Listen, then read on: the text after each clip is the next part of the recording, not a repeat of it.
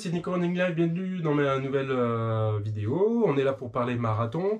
Avant de commencer, comme d'habitude, je t'invite déjà à t'abonner si tu es nouveau sur la chaîne. Je publie à peu près une fois par semaine du nouveau contenu. On échange beaucoup sur Instagram, je suis beaucoup présent sur ce réseau social. Et donc, voilà, souvent, en fait, les sujets, c'est vous qui me les donnez, on les développe ensemble. Parce que vous avez besoin d'un professeur de dire, comme moi j'étais en galère comme vous à l'époque, je me suis beaucoup documenté sur les sujets du running et du trail. Donc aujourd'hui on est là pour parler marathon, et voilà, moi je vais te faire un petit peu l'introspective, et puis je vais te donner 5 conseils de comment bien réussir ton marathon, et surtout de performer et de t'améliorer. Voilà, c'est ce qui moi m'a aidé à performer, et donc je vais t'en donner mes 5 principaux conseils. Déjà introduction, moi voilà, j'ai fait mon premier marathon en 2019, c'était le marathon d'Amsterdam, voilà, première fois. Et voilà, donc j'ai réalisé un temps de 3h42, 43, à peu de choses près. Et là récemment, donc j'ai fait le marathon de Paris, c'était en octobre 2021, et j'ai réalisé 3h12. Donc aujourd'hui, j'ai gagné 31 minutes sur marathon, sans vraiment beaucoup changer de choses, mais tu verras. Il y a certains sujets à creuser. Ça m'a vraiment moi aidé. J'ai pas l'impression que ça m'a fait beaucoup de violence. Et pourtant, la différence à la fin du chrono, c'était phénoménal. Et surtout, là où j'avais en 2019 tapé le mur au 30e, en 2021, le mur il était inexistant pour moi. J'ai fini voilà, très très bien. Donc le premier conseil que je vais te donner, c'est la régularité des entraînements. Moi, entre 2019 et 2021, donc j'étais à 3 sorties semaine à l'époque pour faire le temps de 3h40. Je suis passé à 4 sorties et pendant 2 ans, je n'ai raté aucune sortie. La régularité, je pense, c'est la clé. Ça te permet d'être constant, d'avoir un niveau de forme constant. Et tu verras sur Internet, tu trouveras beaucoup même d'autres blogueurs. La régularité paye. Si tu es constant dans ce que tu fais, il n'y a pas de raison que ça n'arrive pas. Donc je suis parti toujours sur une base très simple, sur mes 4 sorties semaine, une base endurance fondamentale, tu sais qu'il faut faire à peu près entre 70 et 80% d'endurance fondamentale, donc minimum une sortie d'endurance fondamentale, une sortie fractionnée, voilà, une sortie d'endurance fondamentale, pardon, oula, et ou parfois un peu de force ou autre chose, ou autre type de séance pour développer autre chose, et puis forcément une sortie longue avec des seuils à l'intérieur, des seuils notamment pour préparer le marathon. Voilà, la base, la structure a toujours été la même, elle n'a pas beaucoup varié, si ce n'est que le type de séance en fractionné, c'était du long, du moyen, du court, enfin voilà, ça a changé, mais je dirais le socle n'a jamais changé pendant 2 ans. Et donc ça m'a permis, c'est une des clés qui m'a permis de réussir. Le deuxième conseil que je vais te donner, fais pas les mêmes erreurs que moi, c'est ton allure cible.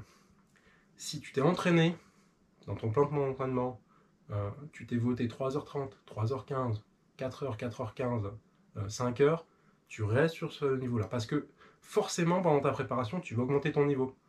Et moi, l'erreur que j'ai faite en 2019, c'est qu'effectivement, j'ai refait un petit test de VMA, machin, entre-temps, et je me suis dit, ah ouais, en semi-marathon, je peux aller plus vite. Ouais, sauf que quand j'ai fait ça, du coup, je suis parti sur un objectif de plus de 3h45, mais 3h30, et j'ai tapé le mur. Voilà, j'étais pas prêt. Donc deuxième conseil, tu changes pas ton allure. Voilà. Tu peux réduire un petit peu au démarrage pour ajuster ton niveau de forme et te mettre dedans, mais en aucun cas, tu changes ton allure de course. Tu t'es préparé, tu restes dessus. Et tu verras, ça passera. Ne change pas ton allure. Troisième conseil que je vais te donner, qui m'a beaucoup moins aidé, alors dans mon blog que je t'ai parlé, du premier conseil de la régularité, c'est que j'ai beaucoup allongé mes sorties longues, plus qu'un plan standard.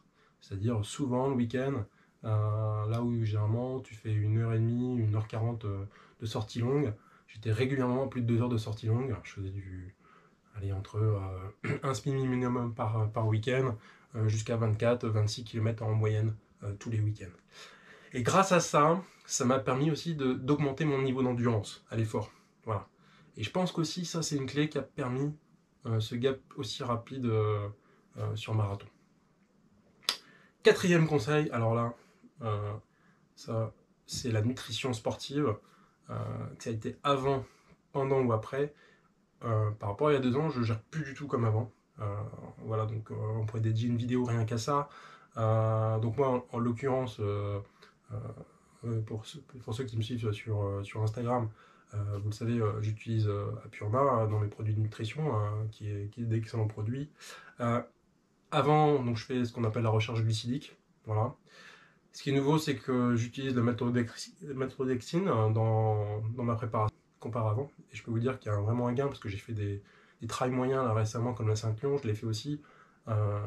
J'ai mes réserves énergétiques qui sont pleines et je tape plus le mur du tout systématiquement.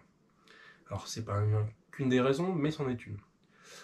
Et puis pendant l'effort, alors là c'est pareil, il y a la stratégie de nutrition, mais moi ma stratégie, je suis sur une base de 70 grammes de glucides par heure à peu près, c'est ce qui me correspond, avec une hydratation assez poussée. Voilà, je bois régulièrement de l'eau et de la boisson isotonique, et ça je pense qu'aussi ça aide énormément à ne pas taper le mur et arriver sans courbature au bout de 42 km, et puis avoir tout simplement tes urines encore claires à la fin de ton marathon. Et cinquième conseil, alors qui va surprendre, et je pense qu'il va faire polémique ce cinquième conseil, c'est que moi, par exemple Paris, et maintenant beaucoup de mes courses je fais comme ça, c'est que je pars un petit peu moins vite que mon allure cible, je la connais, je pars légèrement moins vite, et je fais ce qu'on appelle un negative split, c'est-à-dire que je vais accélérer sur la deuxième partie. Je l'utilise de plus en plus, alors je pense que il y a plein d'effets intérieurs au corps, je pense qu'il y a beaucoup d'études, on ne sait pas encore trop. Voilà, par exemple, on dit que par exemple, les 10-15 premières minutes, on consomme énormément d'énergie pour le temps de chauffer le corps, etc. Bon, bref, c'est plus aventureux que tout ça, mais le négativité, ce qui est sûr, c'est là que ça se passe.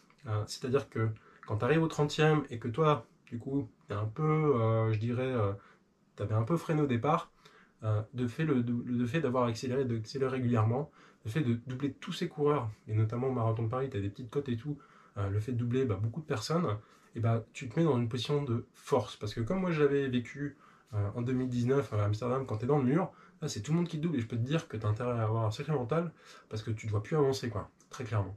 Et donc le negative split, je dirais moralement, ça encourage aussi voilà, à accélérer et à te motiver encore plus, je trouve.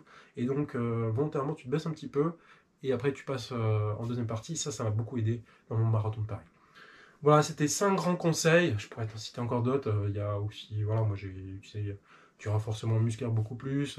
J'étais plus sérieux dans les étirements. Enfin, bien sûr qu'on pourrait en mettre 10, 15, 20. C'est pas l'objet, mais déjà, ces 5 là, je pense que si tu les gères bien déjà, tu me rappelles, et je peux te dire que je pense que tu auras déjà fait un sacré gap.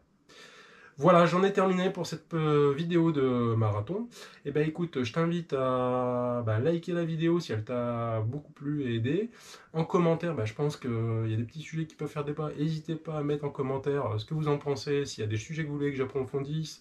Par exemple, la nutrition, on a parlé de ça, on a parlé des bases d'entraînement, on a parlé des allures de course, etc. Mets-moi un petit commentaire et puis je te répondrai.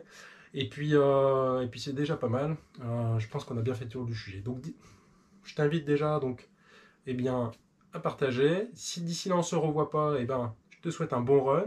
Je te dis bonne course et peut-être à bientôt. Ciao, salut à tous.